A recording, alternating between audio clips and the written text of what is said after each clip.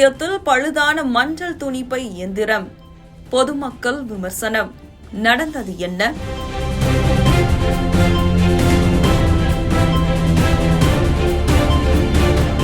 திருநெல்வேலி சந்திப்பு பேருந்து நிலையத்தில் தமிழ்நாடு மாசு கட்டுப்பாட்டு வாரியமும் தமிழ்நாடு அரசும் இணைந்து பிளாஸ்டிக் இல்லாத தமிழ்நாடு என்ற உயரிய இலக்குடன் அமைத்திருந்த மஞ்சள் துணிப்பை விற்பனை இயந்திரம் செயலிழந்து கிடப்பதால் பொதுமக்கள் மத்தியில் பெரும் அதிருப்தி எழுந்துள்ளது.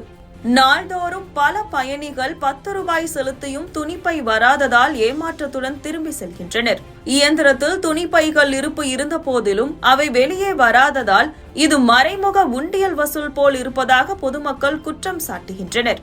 மீண்டும் மஞ்சப்பை திட்டம் என்ற அரசின் சிறந்த முயற்சிக்கு கீழ் நிறுவப்பட்ட இந்த இயந்திரத்தின் பராமரிப்பு கேள்விக்குறியாக உள்ளது. மக்கள் அதிகம் கூடும் பேருந்து நிலையத்தில் பழுதடைந்த நிலையில் இந்த இயந்திரம் தொடர்ந்து இருப்பது பெரும் சலசலப்பை ஏற்படுத்தியுள்ளது. இதுபோன்ற அலட்சியம், அரசின் நல்ல திட்டங்கள் கூட முறையான செயல்பாடும் பராமரிப்பும் இல்லாததால் பொதுமக்கள் மத்தியில் எவ்வாறு அதிருப்தியை உருவாக்கி அதன் நோக்கத்தையே சிதைக்கிறது என்பதற்கு ஓர் எடுத்துக்காட்டாகும்.